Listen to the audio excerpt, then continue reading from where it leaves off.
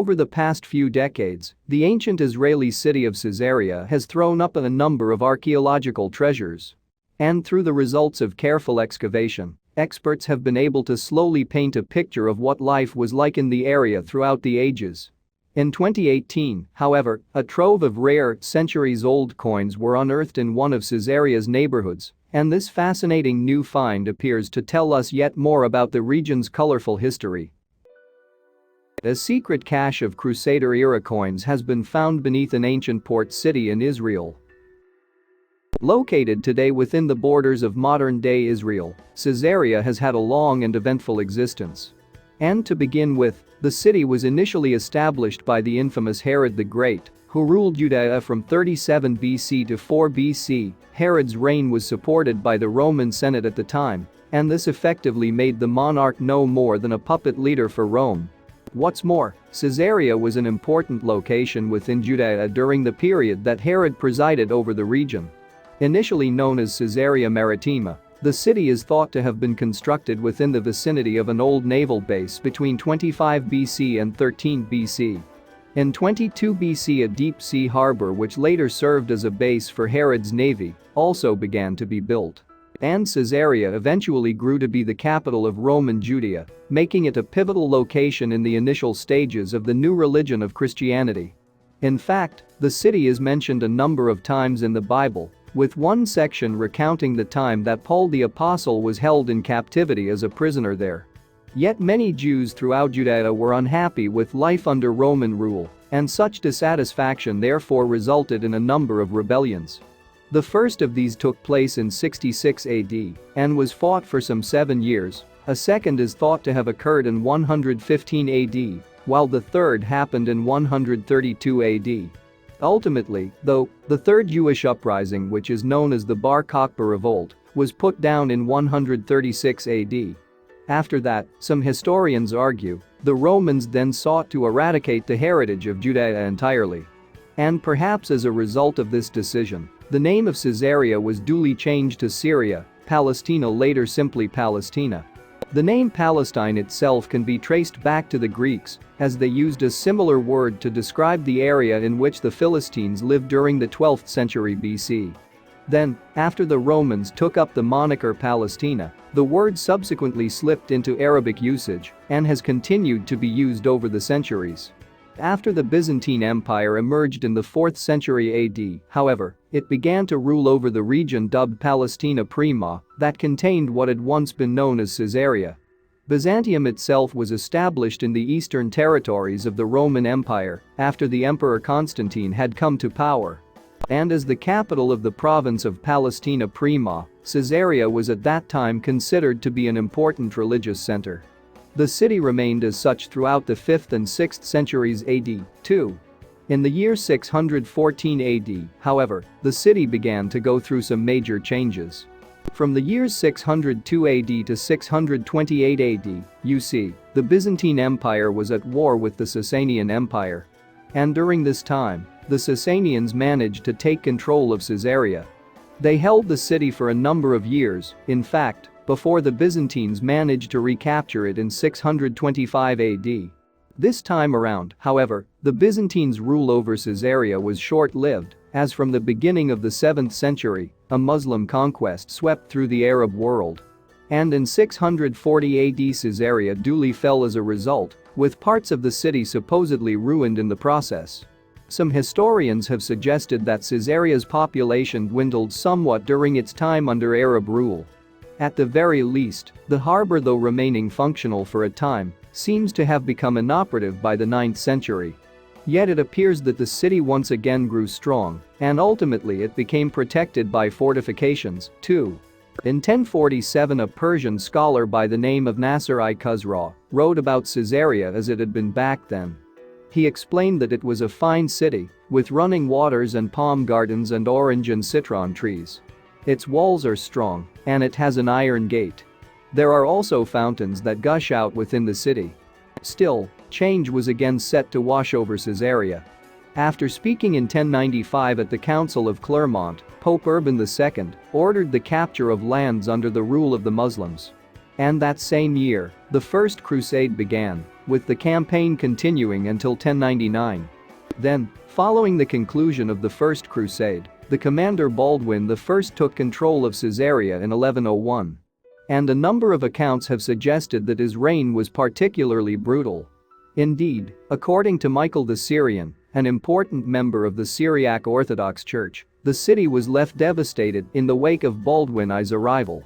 Medieval historian William of Tyre noted, too, that Baldwin's siege on Caesarea lasted some 15 days, during which catapults were put into action. By the time that the campaign had ended, then, the city had descended into crime and further violence. At this point, Caesarea had also become a part of the Crusader state of the Kingdom of Jerusalem. And control of the city continued to fluctuate over the following years, going from Muslim rule and back to the Crusaders. Even when Louis IX of France tried to ensure the protection of Caesarea by building tall walls and a moat around the location in 1251, the Islamic Mamluks nevertheless recaptured the city 14 years later. The Mamluks then decided to totally destroy Caesarea so that it could not again re-establish itself as a fortress. The city subsequently remained in a state of wreckage until the 19th century approached its end. Yet Caesarea's fortunes appeared to finally improve in 1884 when a group of Bosnian immigrants known as the Bushnaks set up a fishing community there. Nevertheless, rule of the city was yet again overturned in 1948 when a Palmach unit led by one Yitzhak Rabin managed to take control of the area. The Palmach were a specialized group of the Jewish underground army, which was known as the Haganah.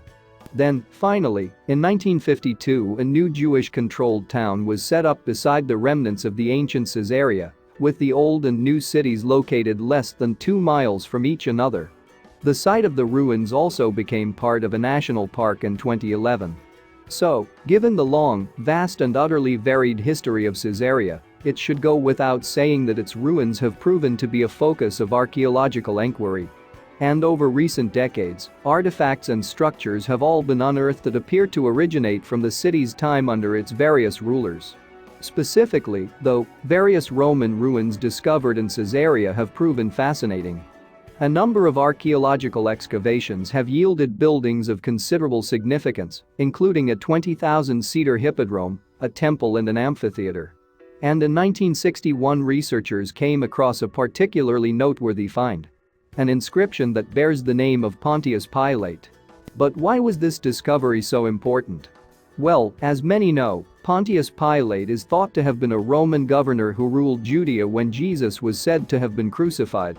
The inscription, then, was the first item found to mention Pilate that could actually be dated back to the time in which he reportedly lived. But yet more has been unearthed in Caesarea. During the same decade that saw the Pilate inscription recovered, for example, a container holding silver and gold jewels was also revealed in an area of the ancient city. Then, in the 1990s, an array of bronze artifacts was found within the vicinity. These items are all now reportedly exhibited within the Jerusalem-based Israel Museum. So, given the past discoveries within this specific location in Caesarea, it's not surprising that excavation works have continued up to the present day. And in December 2018, archaeologists announced yet another find there, with this one being particularly rare. Specifically, the archaeologists working in the area unearthed a golden earring and a collection of 24 coins that are all thought to be from the 11th century. These artifacts were held, it was noticed, within a bronze container, by itself a considerable specimen. However, it's arguably the coins about which the archaeological community is most intensely enthused. 3/4 of the 24 coins are Fatimid dinars, which was once the local currency of Caesarea under the Islamic rule of the Fatimid Caliphate. But as examples of such dinars have been discovered in the area before, they are not considered particularly unusual. The true objects of interest, then, are the other 6 coins, which come from the Christian Byzantine Empire and are thought to date back to the year 1079. And perhaps most intriguingly, the currency would have had to be transported in some manner from the Christian Byzantines over to Islamic Caesarea. Speaking in December 2018 to the Times of Israel, a coin expert by the name of Dr. Robert Kuhl emphasized the significance of the discovery. On the whole, the coins are very, very rare, he said. They usually did not travel beyond the political borders of the Byzantine Empire. Yes, according to Kuhl, the 22-karat gold coins were not generally in circulation throughout the area in which they were discovered. This, he believes, points towards the existence of a trading relationship between Caesarea and Constantinople during the 11th century. And the coins themselves are thought to have been extremely valuable within their time. For context, it has been suggested that a single example would have been equivalent to a local farmer's yearly wage, meaning, perhaps, that the original owner of the collection had been quite affluent. We can surmise other things about the individual who once had hold of the coins, too. Both the money and the bronze container were excavated from a well in a house that is thought to trace back roughly to between the years 909 and 1171. And the manner in which the treasures were stored seems to indicate that their owner had been hoping to conceal them from an external danger. There is a feeling that the hoard was put away in quite a quick way, Kuhl explained to the Times of Israel. In fact, even the bronze container itself is indicative of the theory that someone was hoping to stash it swiftly before making an escape.